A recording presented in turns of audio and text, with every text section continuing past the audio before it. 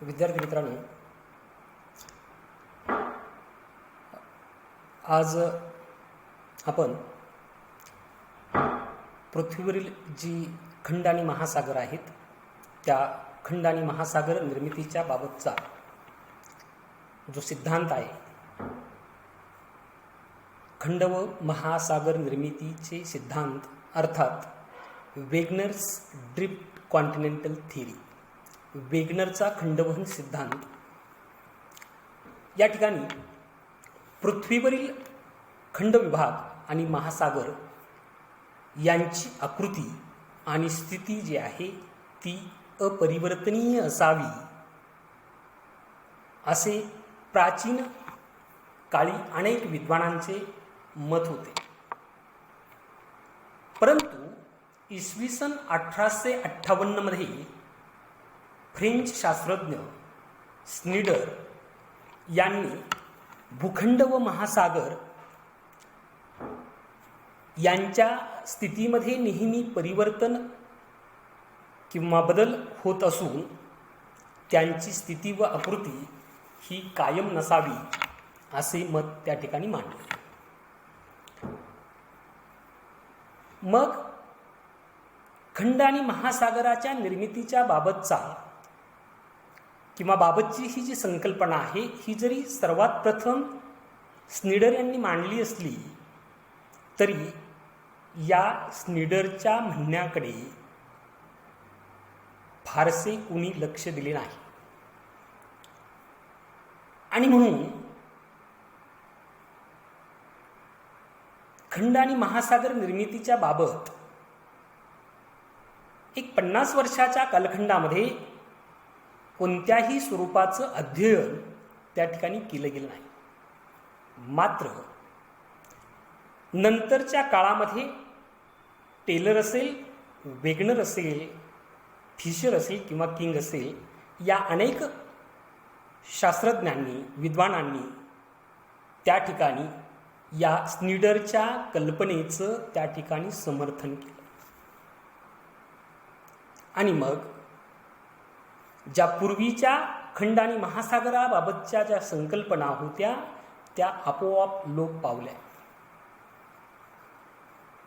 मात्र 1912 मध्ये जर्मन वातावरणशास्त्रज्ञ, भूशास्त्रज्ञ आणि जीवशास्त्रज्ञ अल्फ्रेड वेगनर यांनी खंडवहनाची संकल्पना सर्वात प्रथम मांडली. वेगनरच्या मते आजचे जे वेगवेगळे खंड आहेत ते पूर्वी एकसंघ होते. म्हणजे जगामध्ये आज उदाहरणार्थ उत्तर अमेरिका, दक्षिण अमेरिका, आफ्रिका, युरोप, आशिया, ऑस्ट्रेलिया आणि अंटार्क्टिका हे जे 7 खंड आहेत, हे 7 खंड आणि पॅसिफिक, अटलांटिक, अरबी समुद्र, हिंदी महासागर यासारखे जे जलाशय आहेत किंवा सागर आणि महासागर आहेत, हे पाण्याचा हा एकसंघ भाग आणि उत्तर अमेरिका, आफ्रिका, दक्षिण अमेरिका, युरोप, आशिया आणि ऑस्ट्रेलिया, अंटार्क्टिका या सर्व 7 खंडांचं मिळून एक भूखंड पूर्वीच्या काळी असावं. आणि या अखंड भूमीला वेगनरनं पॅन्जिया असं नाव दिलं. परंतु पॅन्जियाचं सुद्धा नंतरच्या काळामध्ये विखंडन झालं आणि त्या पॅन्जियाचं विखंड होऊन 2 भूखंडे निर्माण झाली. मग आता कोणती ती 2 भूखंडे? तर उत्तरेकडचा लॉरेशिया की ज्यामध्ये उत्तर अमेरिका, युरोप, आशिया आणि दक्षिणेकडचा जो भूभाग आहे तो भूभाग म्हणजे गोंडवाना भूमी, ज्यामध्ये दक्षिण अमेरिका, आफ्रिका, भारतीय द्वीपकल्प, ऑस्ट्रेलिया, अंटार्क्टिका आणि मग ही गोंडवाना भूमी आणि लॉरेशिया, उत्तरेकडचा लॉरेशिया आणि दक्षिणेकडची गोंडवाना भूमी, या दोहोंच्या मध्ये एक खोलगट समुद्र भाग होता आणि त्या समुद्र भागाला त्या ठिकाणी वेगनरनं टेथिसचा समुद्र असं नाव दिलं. म्हणजे बघा की पॅंजियाचं विखंडन होऊन लॉरेशिया, उत्तरेकडचा लॉरेशिया आणि दक्षिणेकडचा गोंडवाना भूमी अशी दोन भूखंड निर्माण झाली. मग या दोन भूखंडांच्या बाबतीमध्ये की आपण पृथ्वीच्या अंतरंगामध्ये पाहतो की ज्या घटकाची घनता जास्त आहे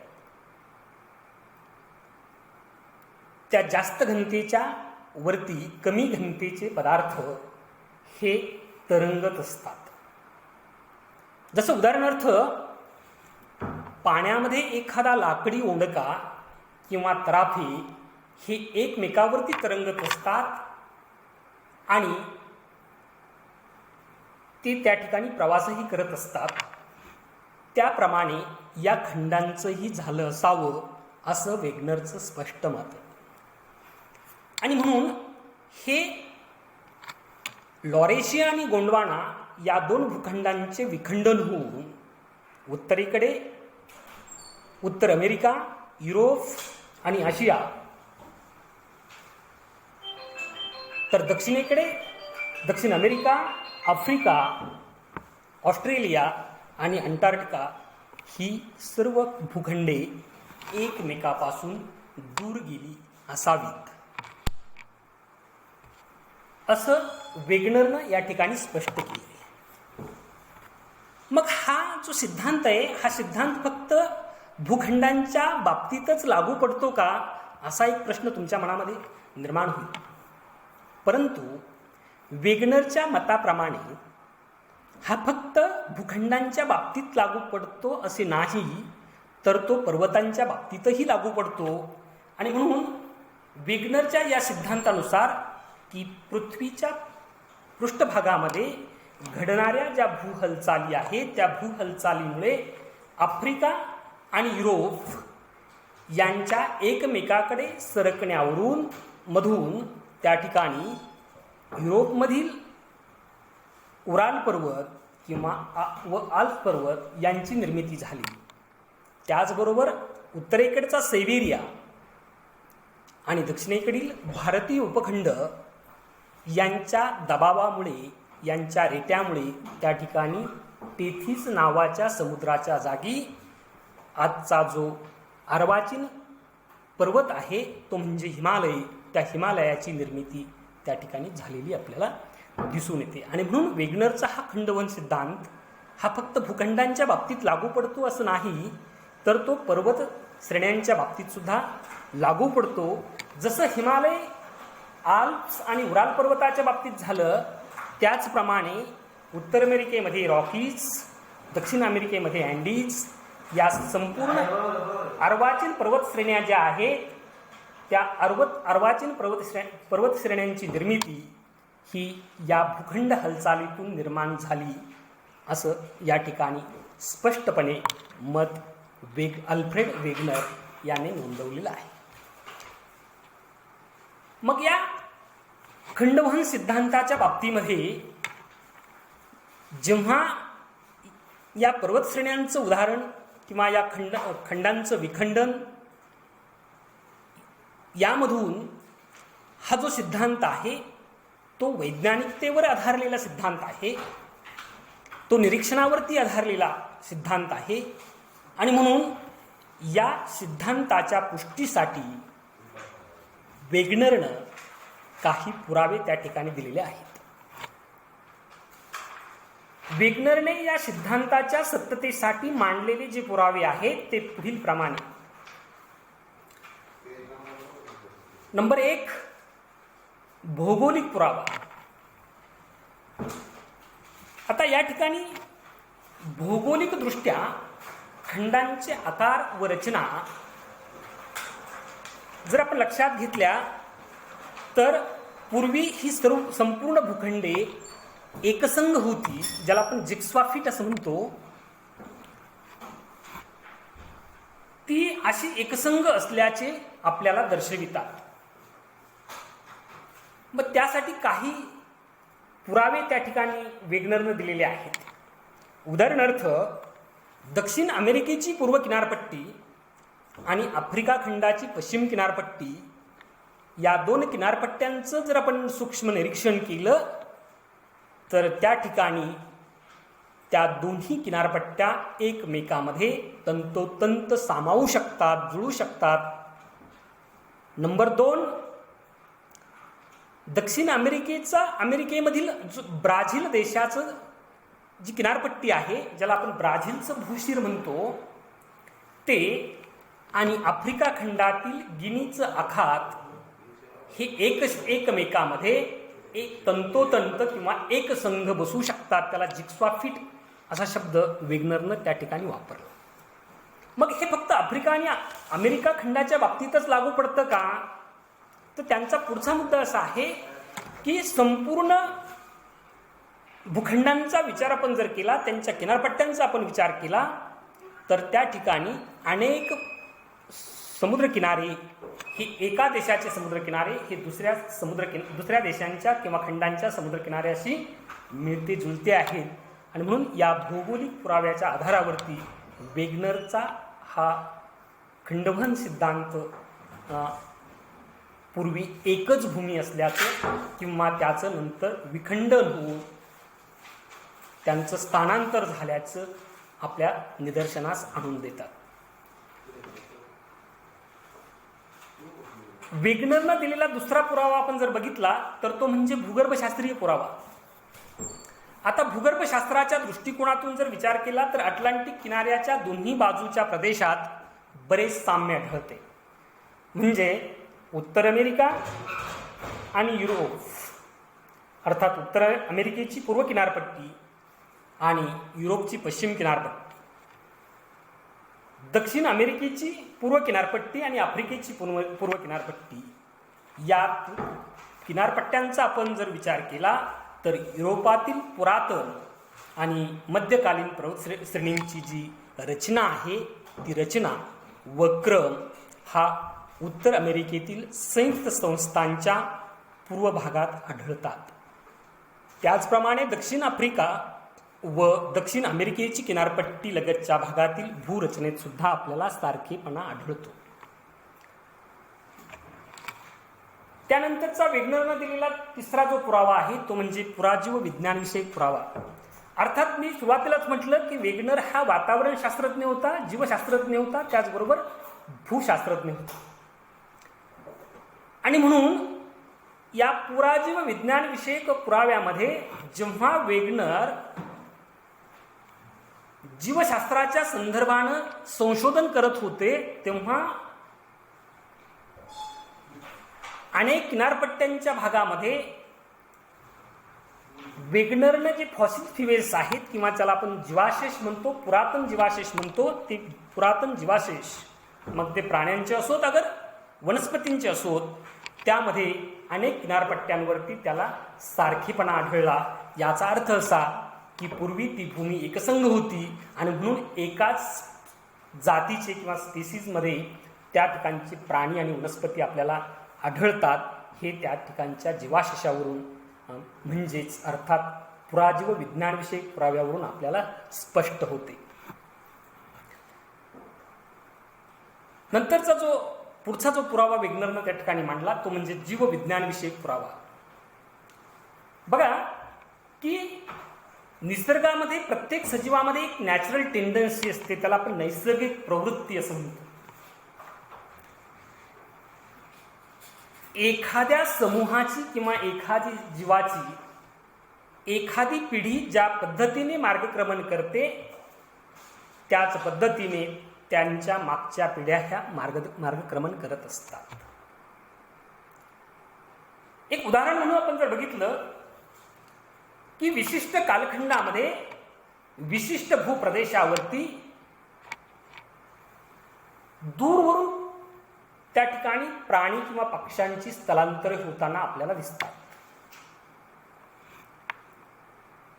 मग ही फक्त प्राणी आणि पक्ष्यांच्याच बाबतीत लागू पडतं का? ही नैसर्गिक प्रवृत्ती जी आहे ती मानवामध्ये सुद्धा तशीच आहे. तुम्ही स्थलांतराचा जर विचार केला तर स्थलांतराचा ओघ किंवा त्या ठिकाणी स्थलांतराची दिशा जी आहे ती आपण जर बघितली, बारकाईनं जर बघितली, तर अविकसित प्रदेशाकडून विकसनशील प्रदेशाकडे किंवा विकसित प्रदेशाकडे अशा प्रकारची प्रवृत्ती असते. लक्षात घ्या, आपल्याला विकसित राष्ट्राकडून अविकसित राष्ट्राकडे किंवा मागासलेल्या राष्ट्राकडे लोक येताना दिसत नाही. एका मागास भागाकडून, मागास प्रदेशाकडून सधन प्रदेशाकडे लोक स्थलांतरित होताना दिसतात. याचा अर्थ असा की मानव जातीपासून तर सर्व सजीव समूहापर्यंत ही स्थलांतराची प्रवृत्ती जी आहे, मग ती भले अन्नाच्या शोधार्थ असो किंवा काही आर्थिक घटकांच्या बाबत असो. आणि म्हणून या ठिकाणी जीवविज्ञानविषयक पुरावा देताना वेगनरनं असं स्पष्ट केलं की उत्तरेला सायबेरियामध्ये स्कॅन्डिनेव्हियाच्या प्रांतामध्ये जे लेमिंग नावाचे पक्षी होत, ते पक्षी आपली संख्या वाढल्यानंतर ते नेहमी परत असत. म्हणजे अर्थात उत्तर अमेरिकेतील कॅनडा आणि कॅनडाच्या उत्तरेला असणारा जो अलास्का आहे त्या प्रदेशाकडे हे पक्षी कायम स्थलांतर करत असतात. परंतु काही काळ या लेमिंग नावाच्या पक्ष्यांच्या ज्या पिढ्या आहेत त्या सुखरूप इच्छित क्षेत्रापर्यंत पोहोचत होत्या. परंतु नंतरच्या काळामध्ये खंडाचं विखंडन झाल्यामुळं त्या ठिकाणी खऱ्या अर्थानं इच्छित क्षेत्र दूर गेल्यामुळं या लेमिंग नावाच्या पक्ष्यांच्या अनेक पिढ्या या समुद्रामध्ये बुडून मृत पावलेल्या दिसून येतात. आणि मग आज लेमिंग नावाच्या पक्ष्यांची जी संख्या आहे ती आपल्याला रोडावलेली दिसते. वेगनरनं दिलेला पुढचा जो पुरावा आहे तो म्हणजे भूमापन पुरावा. जसं आपण भौगोलिक पुरावा पाहिला, वेगवेगळे खंड आणि त्यांच्या किनारपट्ट्या, त्यांचे आकार, त्याच पद्धतीनं जर आपण उत्तर अमेरिका आणि युरोपच्या बाबतीमध्ये हा भूमापन पुरावा आपण जर बघितला आणि वेगनरनं त्या ठिकाणी 1873 ते 1907 या साधारणपणे 34 वर्षाच्या कालखंडामध्ये युरोपच्या पश्चिम किनाऱ्यापासून तर उत्तर अमेरिकेच्या पूर्व किनारपट्टीपर्यंतचं मोजमाप केलं. या दोन खंडाच्या मध्ये असणारं जे ग्रीनलंड नावाचं आयलंड आहे, बेट आहे, त्या बेटाचा जर आपण विचार केला तर 1873 ते 1907 या 34 वर्षाच्या कालखंडामध्ये ग्रीनलंड आणि इंग्लंडचं अंतर ही 32 मीटर्सनं वाढलेलं आपल्याला दिसतं. याचा अर्थ असा, हे इकडनं 32 मीटर युरोपपासून ते दूर जातं. याचा अर्थ ते अमेरिकेच्या जवळ येतंय का? तर मग उत्तर अमेरिका आणि ग्रीनलंडचं पुन्हा अंतर त्याच कालखंडातलं वेगनरनं त्या ठिकाणी त्याचं मापन केलं तर ते 22 मीटरनं तेही वाढलेलं दिसतं. याचा अर्थ असा की ग्रीनलंड हे पश्चिमेकडे न सरकता ते उत्तरेकडे सरकत आहे. आणि म्हणून हा भूमापन विषयक पुरावा त्या ठिकाणी वेगनरनं या ग्रीनलंडच्या बाबतीमध्ये उत्तर अमेरिकेची किनारपट्टी आणि युरोपची किनारपट्टी यांच्यामध्ये झालेलं वाढलेलं हे अंतर हे त्या ठिकाणी त्याने मांडलेलं आहे. आणि म्हणून वेगनरच्या खंडवहन सिद्धांताला त्या ठिकाणी आपल्याला पुष्टी मिळते. पुढचा आणि शेवटचा जो पुरावा वेगनरनं दिला तो म्हणजे विवर्तनिकी पुरावा. आता ज्याला आपण डायस्ट्रोफिझम, हे विवर्तनिकी म्हणजे काय तर त्या ठिकाणी ही भू हालचालीतून घडणारी घटना. आणि मग या विवर्तनिकीच्या दृष्टीने आपण जर विचार केला तर त्या ठिकाणी खऱ्या अर्थानं या ज्या अर्वाचीन पर्वतश्रेण्या आहेत, म्हणजे ज्याला आपण घडीचे किंवा फोल्डेड माउंटेन्स असं म्हणतो, या सर्व पर्वतांची निर्मिती ही अशाच भूहलचालीतून झालेली आहे. आणि म्हणून आज सद्यस्थितीमध्ये जर आपण हिमालयाच्या बाबतीमध्ये म्हणजे या अर्वाचीन पर्वताच्या बाबतीमध्ये जर आपण विचार केला तर आजही हिमालयाची उंची वर्षाकाठी काही सेंटीमीटरने आपल्याला वाढताना दिसते. याचाच अर्थ असा की भूखंड निर्माणकारी हालचाली ज्या आहेत त्या हालचालीतून या भूखंडाचं वहन त्या ठिकाणी झालेलं आहे आणि ती प्रक्रिया आजही थांबलेली नाही. तर या हिमालयाच्या वाढत्या उंचीवरून वेगनरच्या खंडवहन सिद्धांताला अधिक पुष्टी मिळते आणि म्हणून आज जगामध्ये हा वेगनरचा जो खंडवहन सिद्धांत आहे तो सिद्धांत जगातील अनेक विद्यापीठांमध्ये तो शिकवला जातो. ठीक आहे विद्यार्थी मित्रांनो, पुढच्या तासाला आपण वेगनरच्या खंडवहन सिद्धांतावरील जी टीका आहे, जे आक्षेप आहेत ते आक्षेप आपण पाहणार आहोत. धन्यवाद.